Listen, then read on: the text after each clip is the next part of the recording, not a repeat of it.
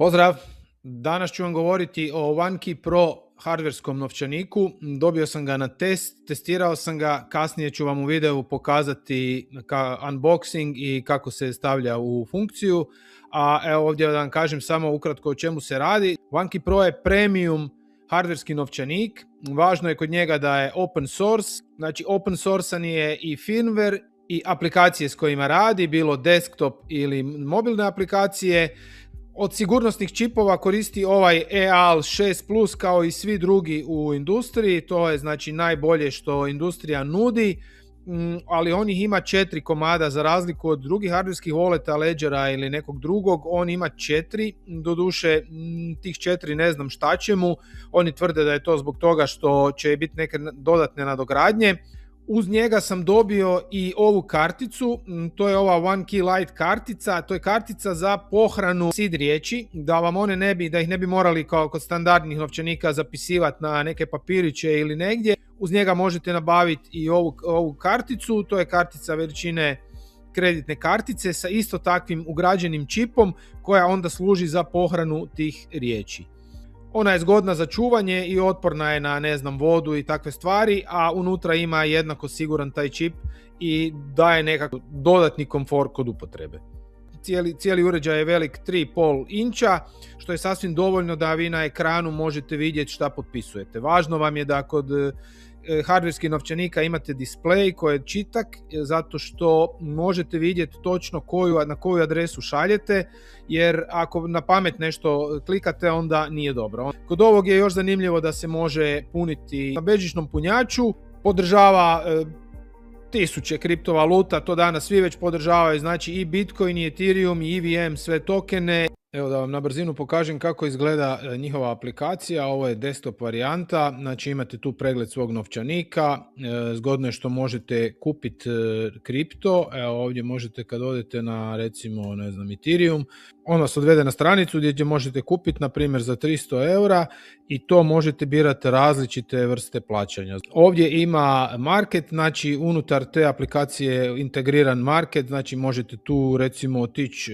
tradat, možete kupiti, prodat, postaviti ordere, evo kao i normalna recimo ko da ste došli na neki Binance na primjer. Onda ovdje imate swap funkciju, možete swapat tokene, isto tako brzo ih možete bridžat, znači oni nude i bridžanje, možete postavljati limit ordere, možete koristiti Hyperliquidov perps trading, znači sa leverageom, znači evo vidite 20 leverage mu daje recimo za ovaj tu par. Sve vam je to integrirano unutra i ovdje znači tu odete u svoj uređaj i onda tu možete mijenjati čak i wallpaper i sve neke postavke, može raditi kao Bitcoin only. Tu kad odete na more možete otići još i u DeFi. Tu kad odete na DeFi isto vam nudi da pregledate koji sve DeFi projekti nude najveću zaradu i možete s njima se isto tako integrirati. Treba reći da je OneKey Pro nastao na bazi Trezorovog otvorenog koda, što mu omogućuje da bude kompatibilan odmah sa svim aplikacijama koje su integrirale Trezor.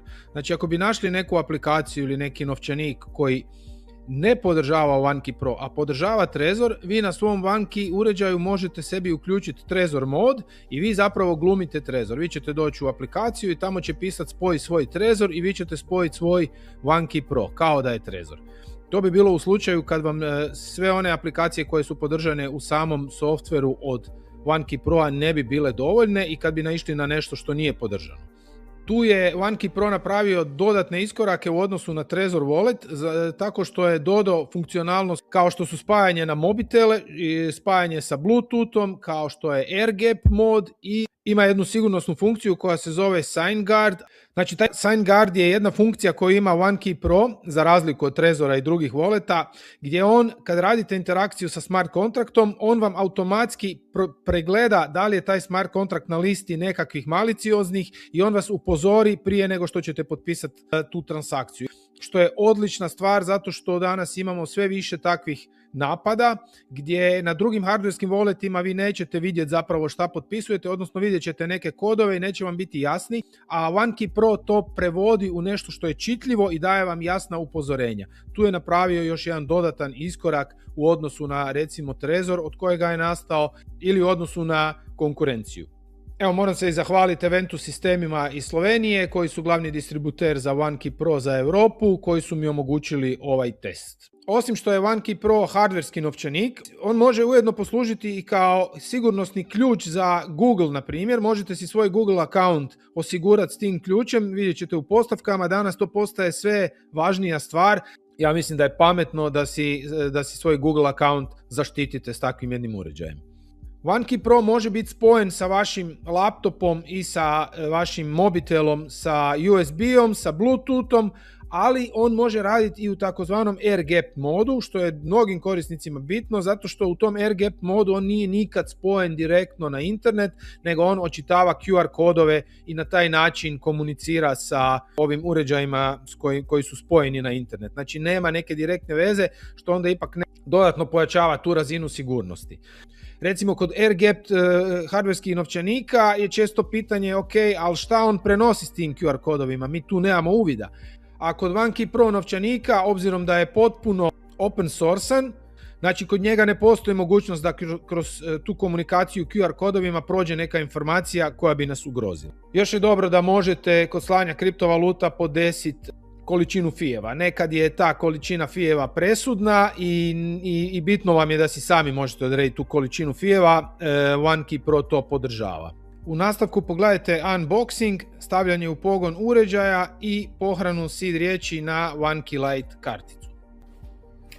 Evo, na test mi je stigao hardverski wallet OneKey Pro, pa ćemo pogledati šta je sve unutra u pakiranju. Dobio sam i OneKey Lite, to je kartica za pohranu seed riječi. Evo, vidimo da je nova, pa ću ju otvoriti.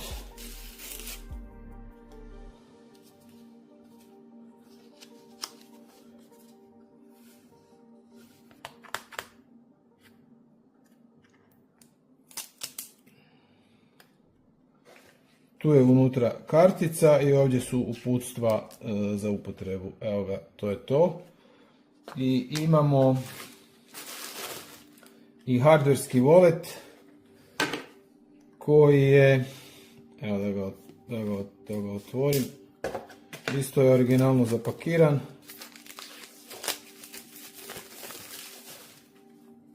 I ovdje se otvara.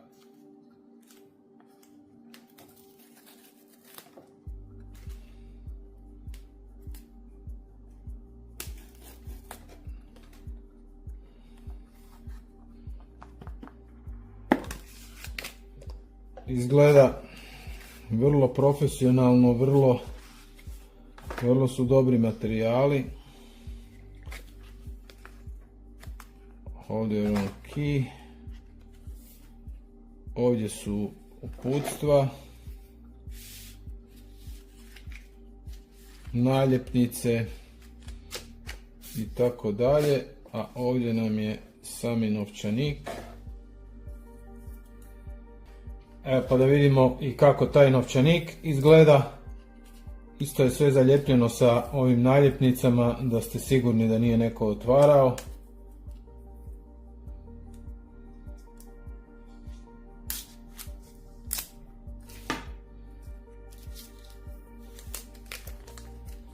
Osjećaj je stvarno premium, svi su materijali vrhunski i evo ga, tu već radi, već je namješten, to je to. U videu ću vam kasnije pokazati kako se koristi. Mislim da nema gore nikakvu foliju, izgleda stvarno premium. Evo, još je u kutiji i USB-C kabel i vjerojatno pločica za upisivanje. Da, ovo su kartoni za upisivanje seed riječi. Ali to nam ne treba sada, zato što imamo za seed riječi ovu tu karticu. Evo, sad ćemo postaviti hardverski novčanik. Znači, on ima tu samo jednu tipku i ta tipka mu služi za paljenje i gašenje. Drugih nema. Evo, kad to stisnemo, tu ćemo izabrati engleski i onda ćemo ići na Create New Wallet. Reći ćemo Continue Ići ćemo sa najmanje 12 words jer je to najjednostavnije. Stavit ćemo neki pin, ja ću tu sad staviti 1, 2, 3, 4, 1, 2, 3, 4, naravno da vi nećete takav broj staviti. Lijepo je što su velike brojke i dobro se može odabrati. On mi tu sad nudi fingerprint, ajmo dodat fingerprint, znači idem tu na start i ovdje moramo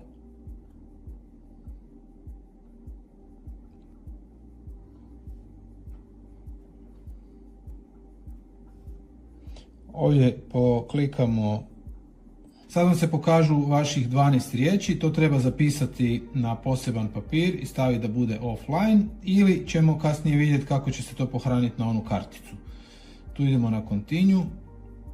Sada se on pita tu da provjerimo te riječi koje smo zapisali. Evo, kad smo prošli sve te riječi, kad smo provjerili da su točne, idemo na continue i wallet is ready. Sad idemo ovo skenirati i skinut ćemo njihovu službenu aplikaciju. Ja ću to raditi s mobitela pa da vam onda pokažem kako to radi s mobitela. Ista stvar je i sa desktopa. Znači kad smo skinuli tu aplikaciju, onda ćemo ići na Connect Wallet. Tu sad imamo više ikona, idemo na Collect Up Wallet i to ćemo raditi preko Bluetootha na One Key Up. Done. Aplikaciju smo skinuli. Otvorit ću aplikaciju. Idemo na Create Wallet i onda kažem Get Started. U mom slučaju je ovo One Key Pro i on sad traži uređaj. Evo ga, našo ga je, zove se tako i tako i sad tu možemo napraviti genuine check. Aha, evo, tu mi se pojavio pin. 68 u pari. Evo, tu ćemo confirm. Continue. Evo sad mi čekira da li je to taj uređaj i firmware mi čekira. Imamo available update, znači morat ćemo ga updateat. To je važno da napravimo da imamo zadnju verziju.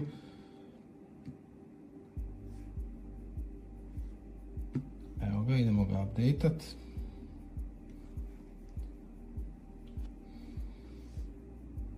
Tu potvrdimo.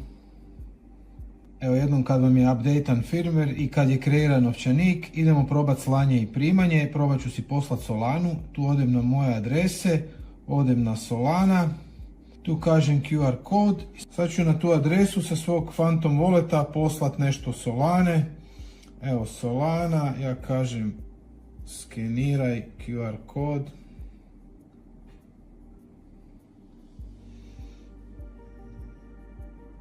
To je taj, tu pišemo, vidimo da je JNB, kažem next, poslaću recimo $10, next, send, idemo vidjeti, ajmo vidjeti da li mi je sad u aplikaciji došlo tih, evo ga, sad vidimo nakon par sekundi da mi je u aplikaciji se pojavilo da mi je došlo tih $10 Solane i idem sad tih $10 Solane poslati natrag u svoj Phantom Wallet. Send Solana, idemo po adresu Phantom, reći ćemo receive Solana, iskopirat ćemo, otići ćemo tu ćemo pastat i reći ćemo max,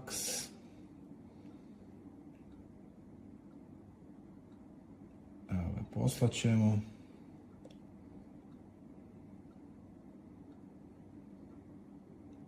Tu ćemo potvrditi. Evo ga, potvrdili smo slanje i sad ćemo vidjeti, evo tu smo poslali, sad ćemo vidjeti u Phantomu da li je stiglo.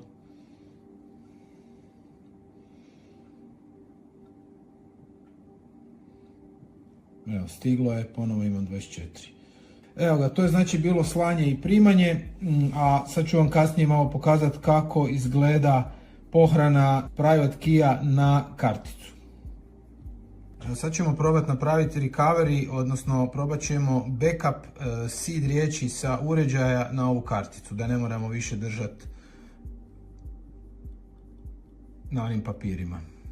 Otići ćemo tu u backup, pa ćemo reći one key light, ponovo ćemo staviti pin i stavit ćemo 12 riječi i sad ćemo, ovo nas provjerava da imamo te riječi, sad ćemo upisati broj 1.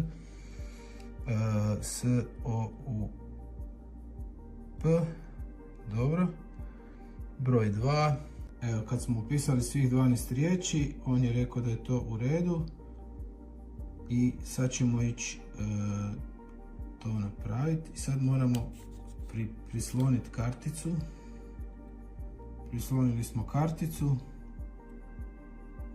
moramo napraviti pin. I on sad prebacuje riječi, evo prebacuje riječi na karticu.